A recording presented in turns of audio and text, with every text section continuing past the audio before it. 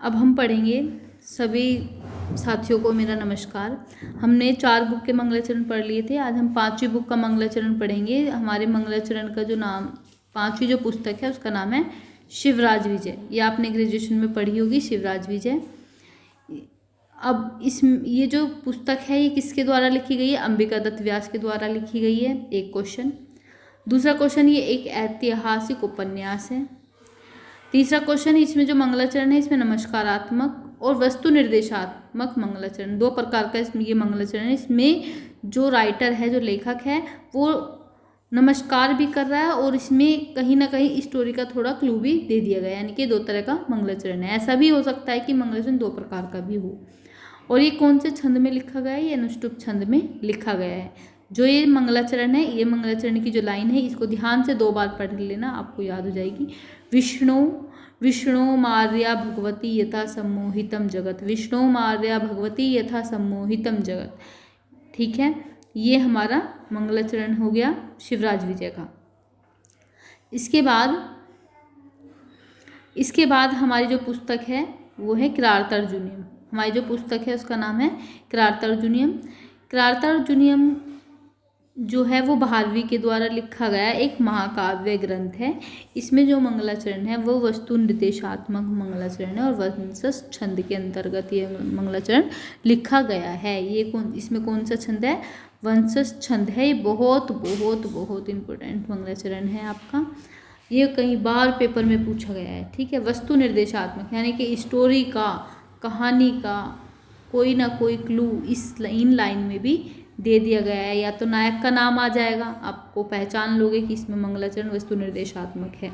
तो हम मंगलाचरण देखते हैं।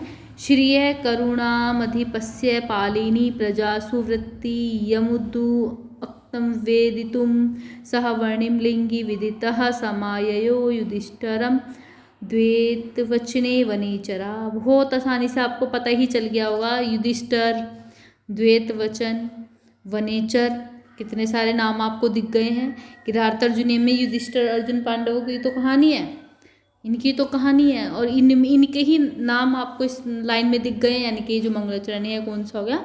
वस्तु निर्देशात्मक मंगलाचरण हो गया है। ठीक है, छंद के लिए भी बहुत एक यहाँ पर थोड़ा सा आपसे कुछ बताना चाहूँगी।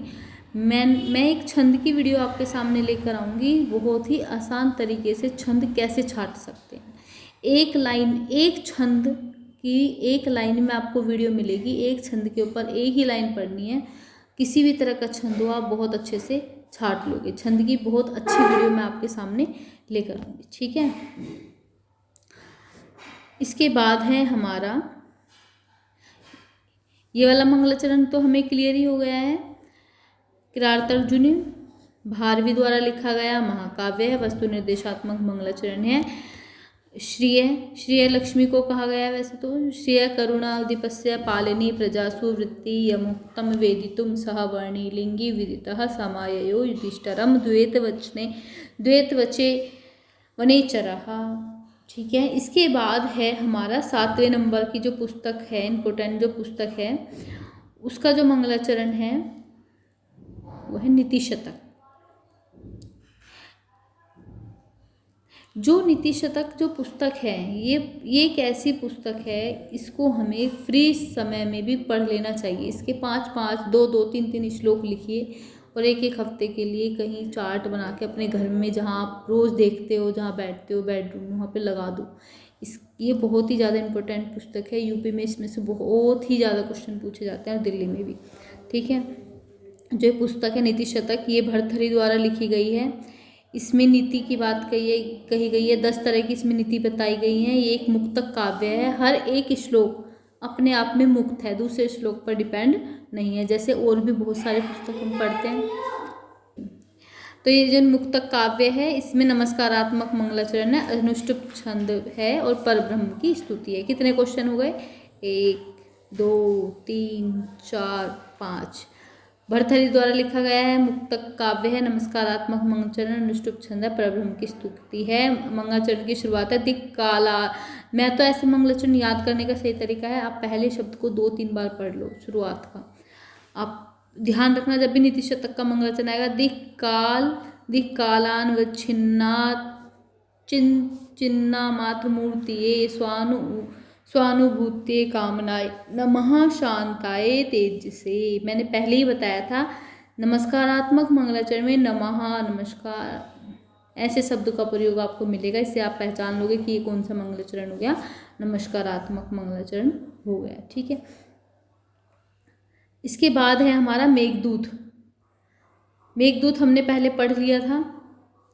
इसके बाद जो मंगलाचरण है वो मैं आपको अगली वीडियो में मैं आपको सारी पुस्तक के सारे मंगलाचरण करा दूंगी।